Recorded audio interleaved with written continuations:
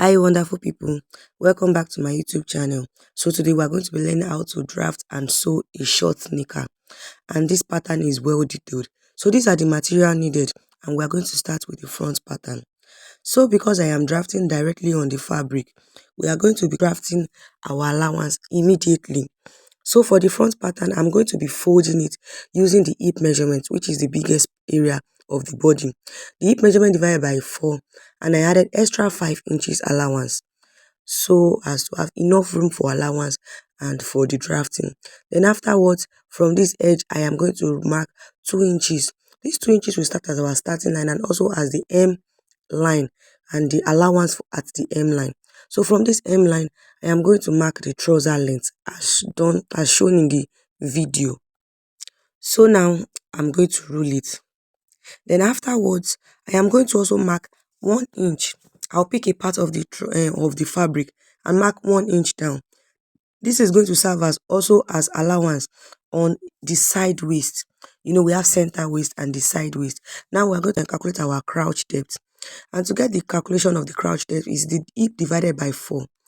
But for plus sizes, it is advised that you deduct either 1 inch or 1.5 inch, depending on how big the person is or depending on the hip size. So for size 40 inches to 46 inches, 1 inch is okay. For size 48 upward, 1.5 inches advised. So this person hip is size 50 inches rather. So I deducted 1.5 inches. 50 divided by 4 minus 1.5 inches will give me 11 inches. So as shown in the video, I am marking 11 inches and I'm going to rule a straight line. So this is going to serve as our crouch depth, as in for you to know where the crouch is located. This is going to serve as where the crouch is located, and I'll label it. Then afterwards, I am going to mark the hip length. The hip length is the distance from the waist to the hip. So for some people, it can be 7 inches, 8 inches, 8.5. I think the highest is 10 inches, depending on the height. So I am going to rule the hip length. Our hip length is 8.5 inches, and I'm going to label it. And then afterwards, that's place we mark the length, where the length of the trouser starts from, will automatically be our waistline. So now, for us to get the length of the crouch, it is the hip divided by 4. The length of the crouch is that middle that separates one leg from the second leg, that center of the trouser.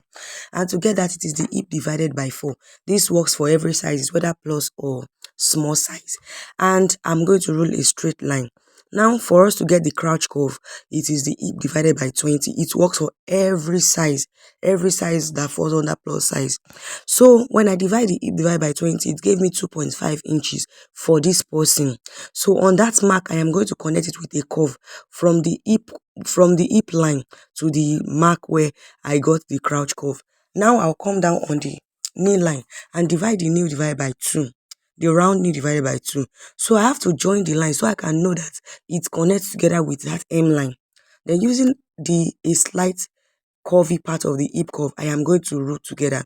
Now for smile line are those puffy parts around the crouch area on the upper waist in the center. So to eradicate smile line, in the center, I'll come in by 1 inch, but for bigger stomach is 1.5 inches.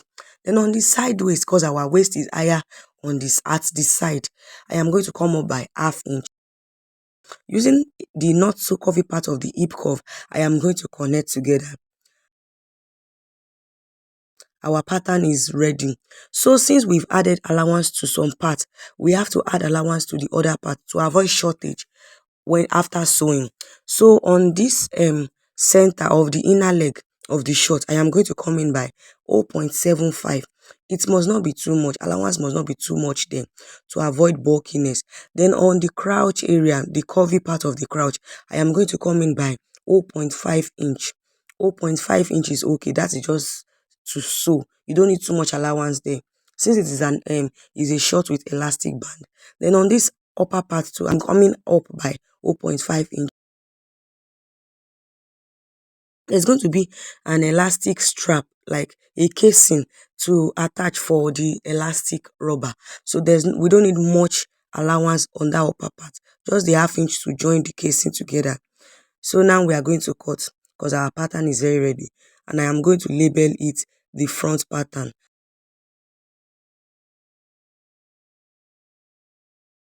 Now let's move on to the back pattern. We have to first transfer some vital part of the front pattern to the back so we can use in getting the back pattern.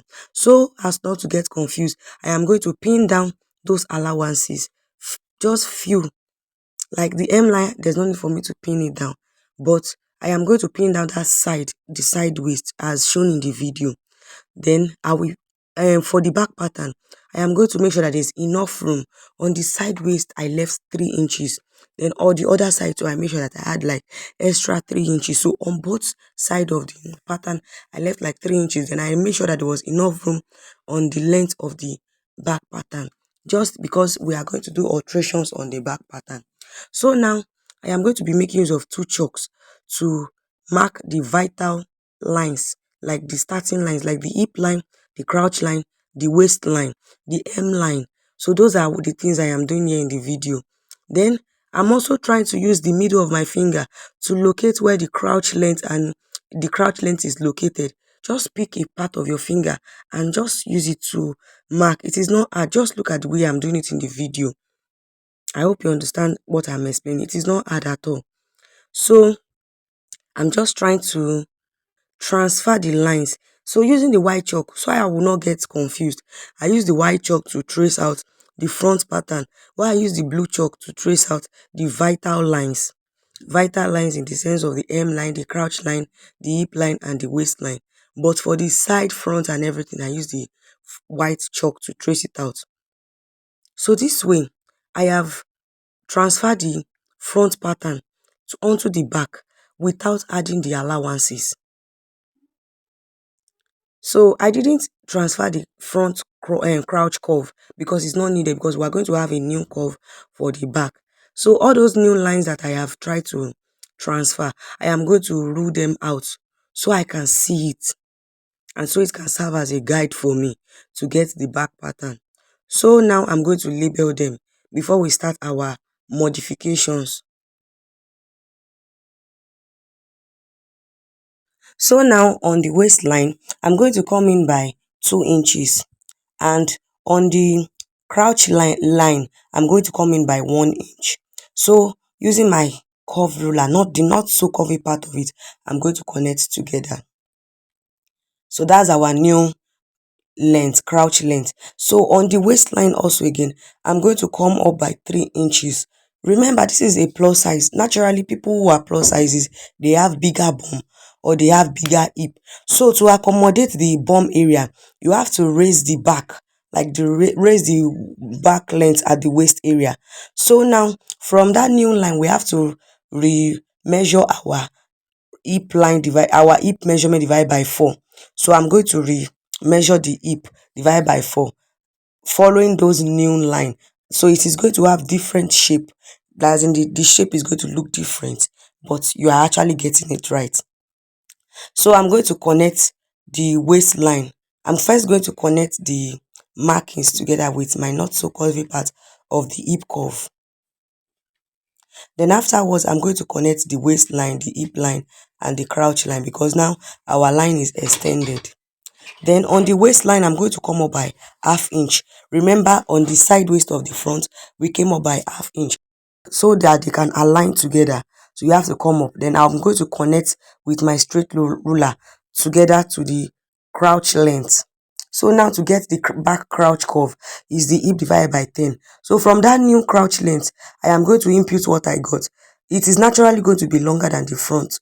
The front was 2.5, but the back now is 5 inches. So I am going to try to connect with my curve ruler. You might not get it at once, but just try to make sure that you use your curve ruler to connect it from the hip to the new crouch measurement. So our back pattern is coming out already. So on the knee, on the knee length, I am going to come out by 1 inch. Then using the not so curvy part of my hip curve, I am going to join together as shown in the video. Then on this other side too, I'm also going to come out by 1 inch. This is just we extending the back, because the back naturally our back needs more room. So all this is just modification to extend and to create enough room at the back area.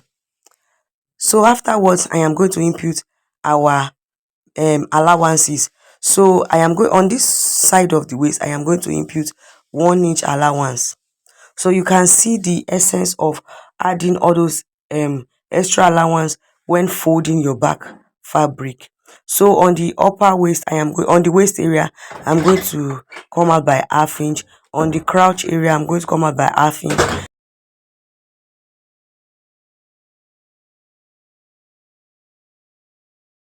On the inner leg, I'm going to come out by 0.75 inch rather. So this helps. You remember, you draft your allowance only after you have drafted your clothes. Don't draft your allowance except when you know that you are sure of the pattern, that you have drafted the pattern well. So now let's cut.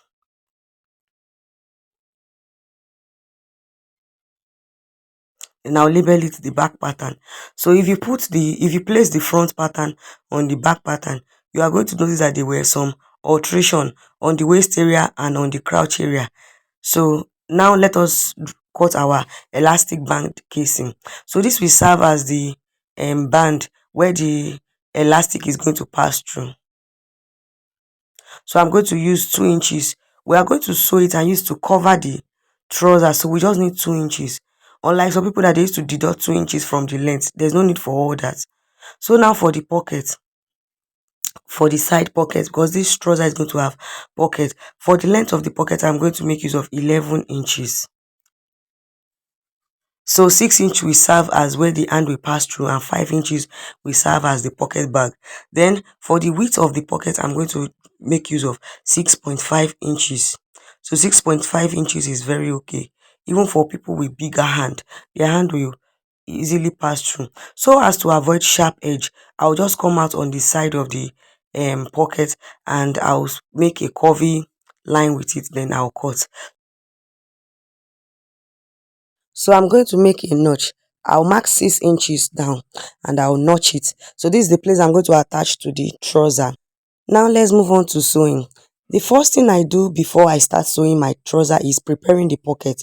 So from that notch that I made earlier, I am going to flip the pocket to the right side.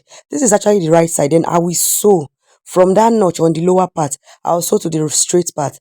Then I'll turn it to the wrong side. All these measures are done to secure the pocket bag from losing. It won't make sense when you keep things in your pocket, and because the pocket has loose, you misplace your belongings. So then I will now re-sew it again at the wrong side. So now the next thing for us is to create a channel where which we attach the pockets to the trouser. So on the front pattern, from the side waist, I will mark 2 inches so that the pocket will sit well on the hip area, as in between the hip and the waist area. Then from that 2 inch, I will come down by 6 inches, then notch. Remember, 6 inches is also what we notch on the pocket. I'll repeat the same thing again on the back pattern. 2 inches from the side waist, I'll notch. Please don't let your notch be up to ½ inches. You don't have to notch too deep. Just create a notch on both of the fabric. Then I'll come down by 6 inches and I'll notch again. So from those two notches is where the pockets will be joined together. So the next thing for me is to pick one part of the back pattern and one part of the front pattern. They are two even sides, so make sure that you pick them. Make sure that the side waist of the front align with the side waist of the back. Then using the right side to face the right side, make sure that the right side faces the right side. You will get it if you take your time to arrange it well. So now I'm going to sew. I'm going to join together, but I'm not just going to join together. I'll first sew from the side waist to where that 2 inches, I marked 2 inch. So I'll first sew from the side waist to where that 2 inches is.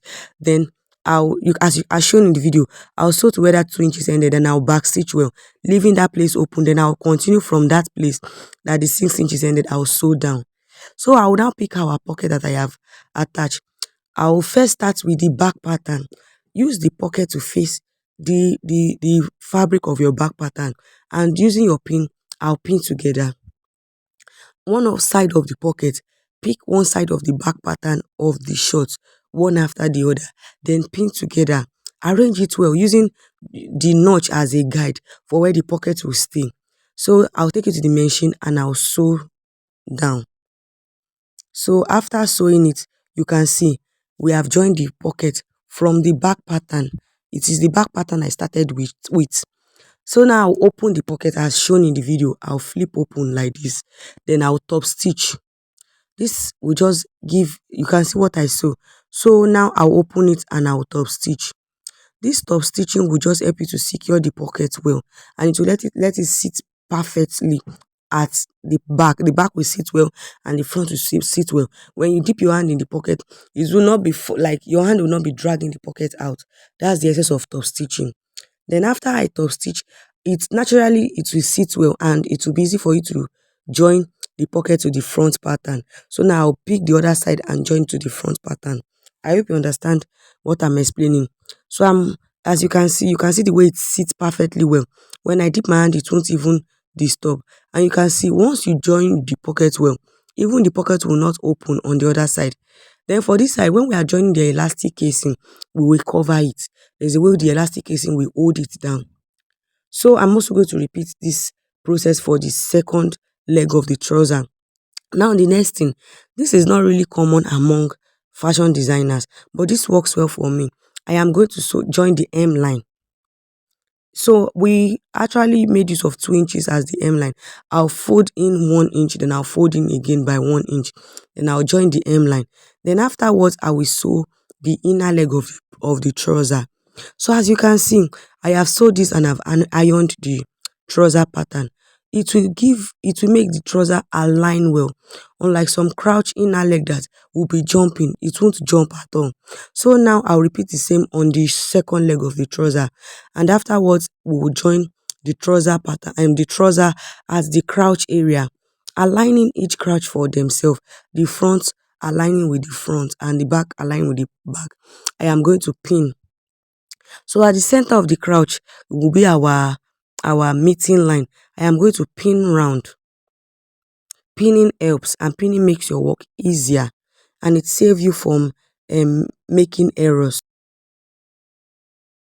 So after pinning, using 1/2 inch sewing allowance, I am going to join the front crouch together. The 2 legs of the trouser I'm going to join together. So it's advisable you sew twice.